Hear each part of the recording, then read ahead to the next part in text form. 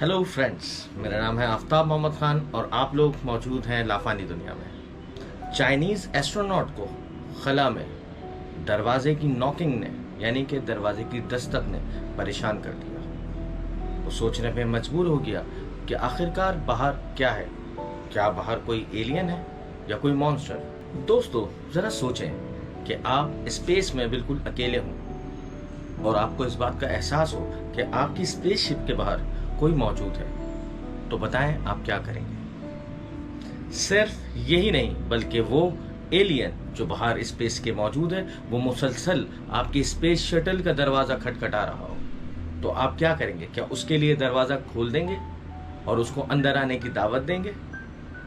जी हाँ, ये कोई फर्जी कहानी नहीं बल्कि एक हकीकत है। लेकिन दोस्तों, आगे बढ़ने से पहले मैं आपसे रिक्वेस्ट करूंगा कि अगर आपने मेरे इस चैनल लाफानी दुनिया को अभी तक सब्सक्राइब नहीं किया है तो प्लीज़ सब्सक्राइब कर दें और साथ ही दिए गए बेल के आइकन को भी प्रेस कर दें ताकि हमारी आने वाली वीडियोस की नोटिफिकेशन आपको टाइमली मिल सके। दोस्तों, ये बात है 15 अक्टूबर 2003 की, जब यांग ली नामी एक एस्ट्रोनॉट खला में जाने के लिए सिलेक्ट किए गए। दोस्तों, दुनिया का कोई भी मुल्क जब खला में जाने का प्लान करता है तो ये उसके लिए बहुत ही फख्र की बात होती है। सिर्फ फख्र की बात नहीं होती बल्कि उसके लिए ये एक मुश्किल मरहला भी होता है। और इस तरह के स्पेस मिशंस के अंदर बहुत सारी गड़बड़ें और मुश्किलात भी आती हैं। लेकिन दोस्तों, आज हम जिस मिशन के बारे में बात कर रहे हैं वो एक सोलो स्पेस मिशन है, यानी कि इसमें एक एस्ट्रोनॉट को अकेले खला में जाना होगा और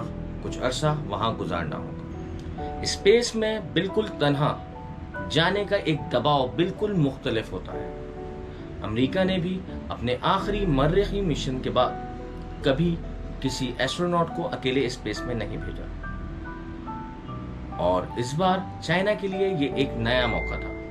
दोस्तों, यांग चाइना के एक ऐसे एस्ट्रोनॉट हैं जो कि पहली मर्तबा खला में जा रहे थे और जिस रॉकेट में बैठ के वो खला में जा रहे थे उसको इससे पहले कभी टेस्ट भी नहीं किया गया था।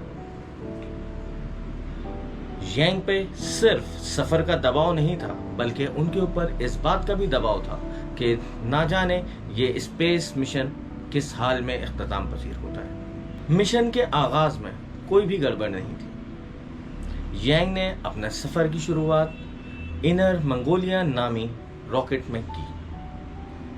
रॉकेट लॉन्च के दौरान कुछ भी गड़बड़ हो सकती है। आप ऐसा समझ लें कि एक रॉकेट लॉन्च की मोटर में और बम में कोई भी फर्क नहीं होता, सिवाय इसके कि एक रॉकेट में नीचे एक होल होता है जिसमें से आग के फ्लेयर्स निकल सकते हैं। सिर्फ यही नहीं बल्कि जी फोर्स की वजह से एस्ट्रोनॉट अपनी ही सीट में धंस जाते हैं। ये जी फोर्स इतनी ज्यादा होती है कि एस्ट्रोनॉट बेहोश भी हो जाते हैं। दोस्तों, लॉन्च के दौरान जो एहसास होता है उसका हम और आप अंदाजा भी नहीं लगा सकते।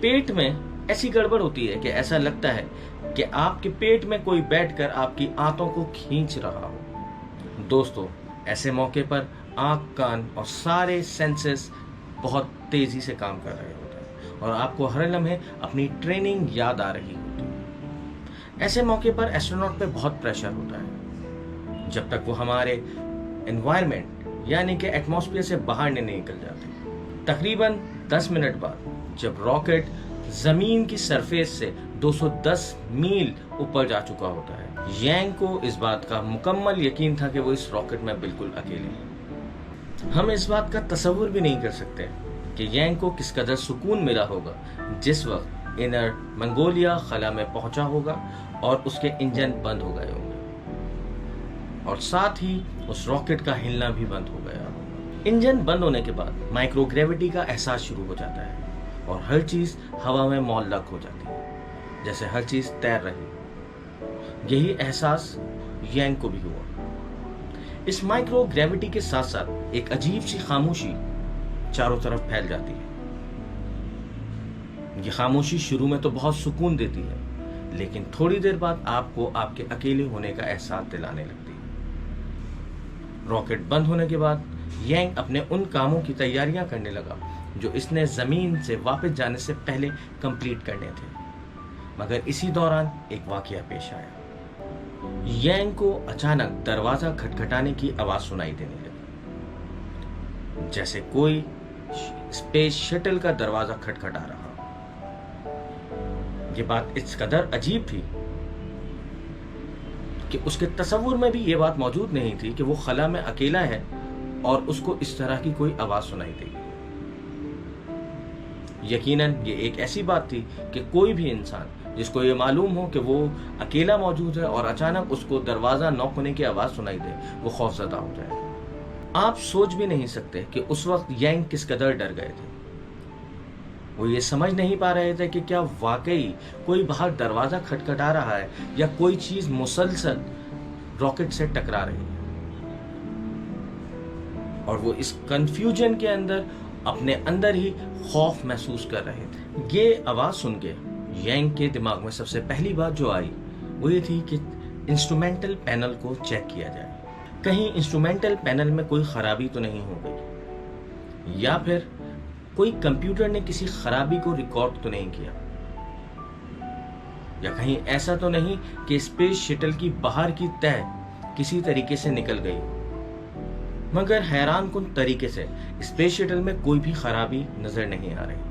ना तो कंप्यूटर कुछ रिपोर्ट कर रहा है, ना ही कहीं कोई प्रेशर कम हुआ है, जिससे यह अंदाजा लगाया जा सके कि क्या स्पेस शटल में कोई टूट फूट हो गई है। सब चीजें बिल्कुल नॉर्मल है। क्या वाकई कोई बाहर है?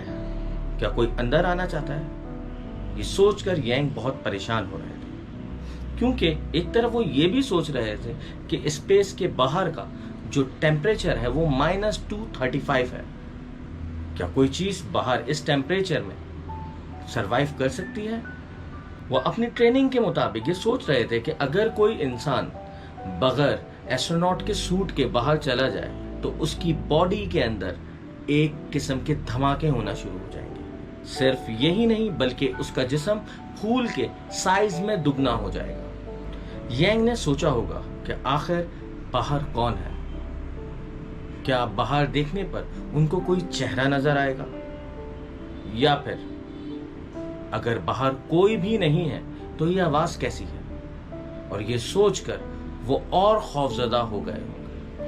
यकीनन यंग के दिमाग में भी ऐसी बहुत सी बातें चल रही हैं, और ऐसे हालात में अगर आप अपने दिमाग पर काबू ना पाए तो आपका दिमाग बुरी तरीके से भटक सकता है और उसके नताइज स्पेस में बहुत खतरनाक साबित हो सकते हैं। माजी में भी एक ऐसी बात सामने आई जब विताली और बोरिस नामी 2 एस्ट्रोनॉट खला में तकरीबन 49 डेज के लिए रहे। तो उनका कहना था कि उनको अपने स्पेस शटल में एक अजीब सी स्मेल महसूस हो रही थी। शुरू में उनका ख्याल था कि शायद कहीं हमारे स्पेस स्टेशन के अंदर कोई चीज जल तो नहीं रही।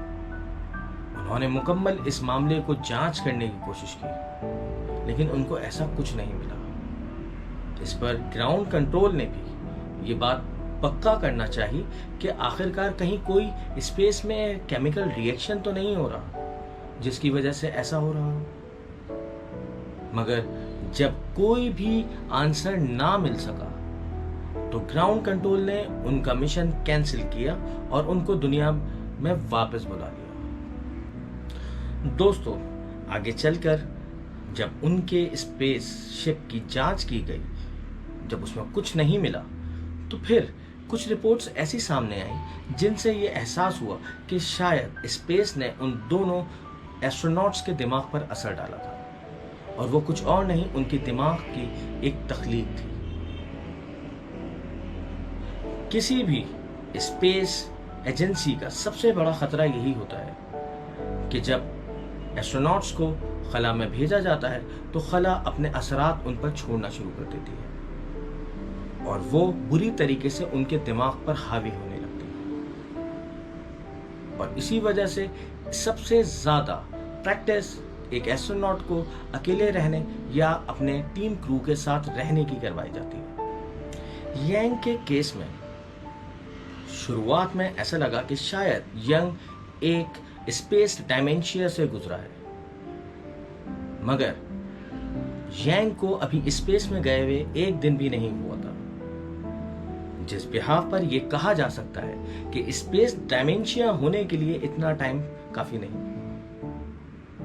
उसने इतना वक्त दर हकीकत गुजारा ही नहीं था स्पेस में कि उसको स्पेस डायमेंशिया हो सकता। तो माहिरीन का इस मामले में यह कहना है कि अगर यांग इस बात को कह रहा है कि उसने कोई आवाज सुनी है तो हकीकतन उसने कोई आवाज सुनी है। यांग खुद भी जानता था कि चीनी स्पेस एजेंसी उसके रवैये और बिहेवियर पर बारीकी से नजर रखी हुई है, इसलिए वो हमेशा जब भी कंट्रोल से बात करता तो वो बहुत मुतमईन और पुरसुकून रहता। अगर आप एक एस्ट्रोनॉट हैं और आप खला में दोबारा वापस आना चाहते हैं तो आपको इस बात का ख्याल भी रखना होगा कि आप किस से क्या बात कर रहे हैं। हालांकि यंग ये बात जानता था कि दस्तक की आवाज बिल्कुल असली है, मगर उसने अपना खौफ और घबराहट ग्राउंड कंट्रोल पर जाहिर नहीं होने दी। दोस्तों, यंग अभी तक 21 घंटे स्पेस में गुजार चुका था, वो भी बिल्कुल अकेले।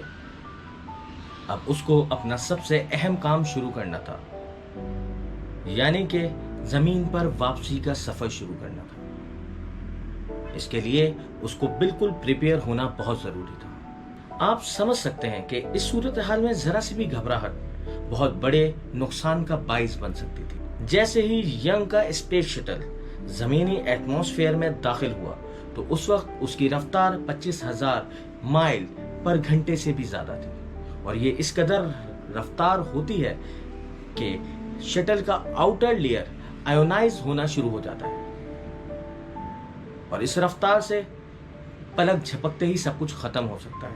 मगर खुशहाइन बात यह है कि यंग ने कामयाबी से गोबी रेगिस्तान के अंदर लैंडिंग की। दोस्तों, लैंडिंग के बाद यंग ने उस आवाज का तस्करा किसी से नहीं किया। उसको डर था कि अगर वो इसके बारे में किसी को बताएगा तो लोग इसको दिमागी तौर पर पागल समझेंगे। मगर इस सारे मामला से बाहर निकलने के बाद उसने इस आवाज को दोबारा रिप्रोड्यूस करने की कोशिश की। उसने अपने स्पेस शटल में वैसे ही एटमॉस्फेयर प्रेशर क्रिएट किया। उसने मटेरियल को उसी टेम्परेचर पे ले जाने की कोशिश की और देखा कि शायद कि वो आवाज दोबारा क्रिएट हो सके, मगर वो आवाज दोबारा क्रिएट नहीं हो सकी। बहरहाल यंग उन आवाजों को भूल नहीं पाया था। वो किसी ना किसी तरीके से अपने आप को तसल्ली दे रहा था।